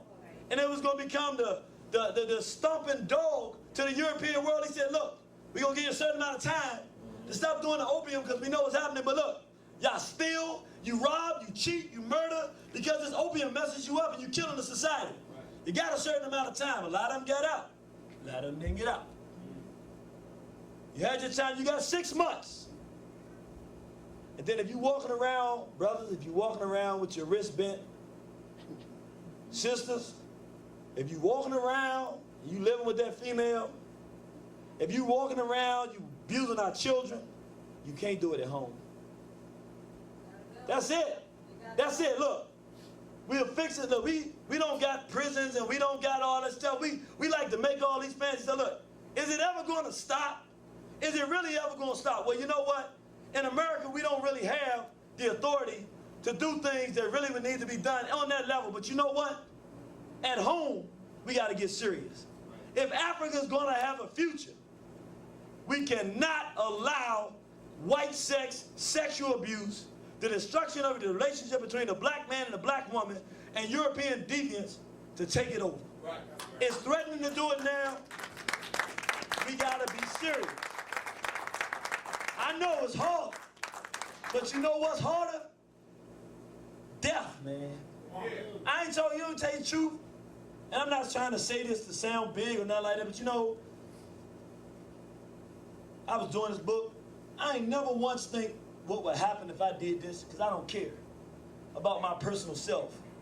The only thing that scares the hell out of me is imagining a world without black people. That's right. Yeah. More importantly, imagining a world with black zombies with no black people. A bunch of broken, destroyed souls that I can't identify from crackers in black skin. It's like something out of a creep show or something. I don't want this for my race no more. And I know that if I die, I don't want my ancestors to say, look, we sent you down there. It was in your heart from the time you were a child. You were a baby. We put it in there because we wanted you to tell people it was time to act. And you came up here, you left, and you didn't do it. You had the chance, the opportunity. It was your job, and you didn't do it. I don't want that on my plate. People, when I go to heaven, I ain't worried about it. All I want to know is that maybe, man, maybe Nat Turner will walk to the door and say, hey, son, you done it. Even if he say you did a little too much, I can take that. But don't tell me I ain't do what I was supposed to have done. So I want to tell you, brothers and sisters, it's a time of war. It's a time to make serious decisions. And I know that's a serious decision to say that we're going to wipe out this abuse. But you want me to tell you the alternative? If you cannot go to the original place of civilization on this planet, into Africa, and see black men and black women building families in civilization, if you can go to Africa and buy children for sexual exploitation, which you can do right now, if black males are laying with each other and starting clubs and bringing white freaks in and messing around, if that is what Africa is going to be, neither do I want to be an African, neither do I want to be alive, and neither is that any type of future. That's a worse hell I'd rather than drop an atomic bomb and get rid of all of us at once. At least we die together and our spirits can go together as one people than for us to actually become the caves and hills of Europe. So I say we gotta do something. We didn't ask for this. We didn't ask to be born in this time.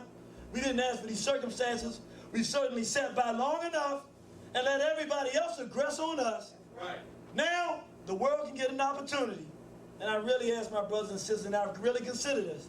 The world can get the chance to see an angry black man again. That's right. I remember, you know, there's a time we were watching TV, and they said, a young black male did this, that, and the other. And I said, I hate these images they show of black men. But when I compare them images to this freak, sexually backwards brothers in dresses and earrings, I said, you know, I almost wish I could have that strong black man back. Right. And you know what? Right now is the time for the world to see a different black person. Most important, for us to see a different black people. And so I say, I know that's very serious and very heavy, but brothers and sisters, we got to make some decisions. Are we going to be destroyed or are we not? Are we going to be overcome by white sex or are we not? Are we going to fight for our own survival and make decisions that's going to give us a future? Or are we going to let the Europeans have their way? And I say the answer is easy. We ain't got a whole lot of choices. let's do something in our own best interest. Black people, if you hear me and you get out now. Right. Get out now. Get on the right side. Right. Get on that side of Africa so you can walk with Queen Nzinga again. So that you can walk with John Jack's Dessalines. That's right. So you can walk with Amos or Min Kibarata, Hootie Mays or Queen T and be a black man, a black woman, a black child again. Don't let them pull you in because look, we in fighting mode now. Yeah. We trying to change things and make them better. And we don't want you to be in the way because that's a bad place to be. Our God commands growth and prosperity to African people. Peace to all God's beings and death to all enemies. Thank you for listening. Yeah, when I was 10, I added knowledge in my cipher. And when I was 20, I had the wisdom to apply it. And now that I'm 30, I'm understanding now with science. And when I reach 40, I bring the culture, bring the fire. That's what I'ma do. Oh yeah, I'm talking to you. So keep listening, cause I don't wanna argue with you.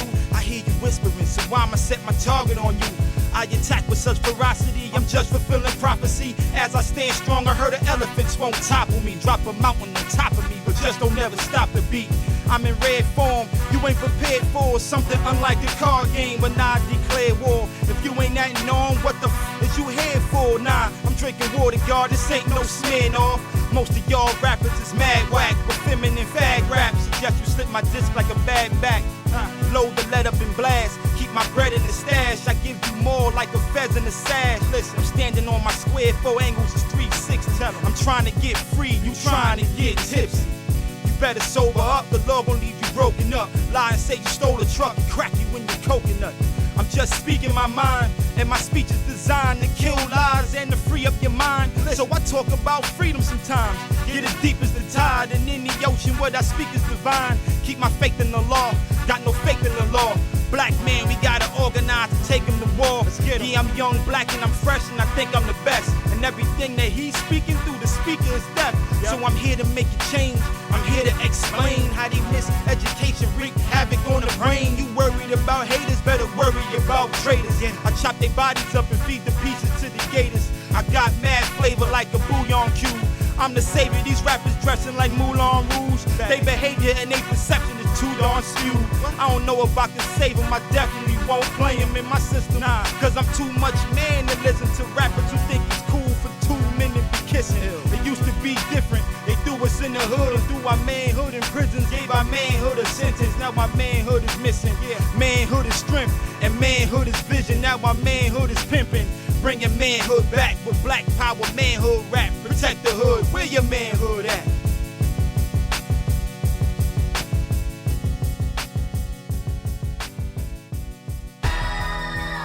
Hardcore. What's up, Big O? Effeminization of the The black irritated male. genie. Kush, the black Effeminization unified. of the black male. Southpaw. Effeminization of the black male. Yeah. They say Zeus descended as an eagle and kidnapped this young boy named Ganymede. He forced this young boy to be his lover. How sick is that? The Greek god known as Zeus was a twisted cat. They say he had many faces and wore many hats. Homosexuality accepted by blacks, but when I backtrack, I see no history, it's European trickery. We weren't involved in such white sex acts. You disagree, the burden's on you to prove it existed. In Africa, amongst the original Egyptians, show me bestiality in Kemet. Show me pyramids where homosexuality was represented. The image imprinted. You can't cause it ain't kosher. Am I wrong for fighting this 10,000-pound gorilla in the song? Bring it on. Am I wrong for fighting this 10,000-pound gorilla in the song? Bring it on. Am I wrong for fighting this 10,000-pound gorilla in the song? Bring it on. Am I wrong for fighting this 10,000-pound gorilla in the song? Bring it on. Effeminization of the black male. Take the earrings out. Julius Caesar was every man's wife and every woman's husband. Columbus raped Indian boys by the dozen. The Middle Passage, blacks yelling and suffering across the Atlantic. Chained down in pain, somehow they survived. Although effeminized by the white bandits, death and disease left some slaves stranded, floating in the ocean where their bodies were examined by the sharks. Hey, in the dark they will follow, waiting for a taste of this human cargo. Those sharks didn't swallow, were put on sex farms, made it and forced to use white sex age norms. Incest, sex with your cousin and your sister. How can we forget all that they done to us? Am I wrong for fighting this 10,000-pound gorilla in the song? Bring it on. Am I wrong for fighting this 10,000-pound gorilla in the song? Bring it on. Am I wrong for fighting this 10,000-pound gorilla in the song? Bring it on. Am I wrong for fighting this 10,000-pound gorilla in the song? Bring it on. Effeminization of the black male. Pull your pants up, take the earrings out. James Baldwin and William Styron were interracial homosexual lovers that decided to architect and construct a new version of Nat Turner's life that will marginalize them. Damn, James, how you do that? Team up with a cracker to downplay what Nat did, put an axe to the master. You knew what Nat Turner meant to blacks. I read your poems, you had your hands on the pulse of the people. It seems that Nat Turner represented the dangerous road before Martin King. Maybe you should review the roots, a literary genius. Why'd you let this William come between us? Nat Turner lives and he'll always be seen as the meanest slave ever, the cracker beheader. Am I wrong for fighting this 10,000-pound gorilla in the song? Bring it on. Am I wrong for fighting this 10,000-pound gorilla in the song? Bring it on. Am I wrong for fighting this 10,000-pound gorilla in the song? Bring it on. Am I wrong for fighting this 10,000-pound gorilla in the song? Bring it on. Effeminization of the black male. Take the earrings out, pull your pants up. NAMBLA, the North American Man-Boy Love Association. They teamed up with gays and fought for rights. They all sick, one and the same. They think it's okay to screw boys at 14. They gone insane. Jump shot, dribble, bounce pass. It's all the same game, blow the whistle. They foul fags, more than a little. And why are we practicing their sex rituals? Some say I'm spewing hate. I say they used African babies as alligator bait. Let me navigate up to 2008, 2009, 2010. They selling black kids to homosexual men and lesbos too, man. We gotta step in. Am I wrong for fighting this 10,000-pound gorilla in the song? Bring it on. Am I wrong for fighting this 10,000-pound gorilla in the song? Bring it on. Am I wrong for fighting this 10,000-pound gorilla in the song? Bring it on. Am I wrong for fighting this 10,000-pound gorilla in the song? Bring it on.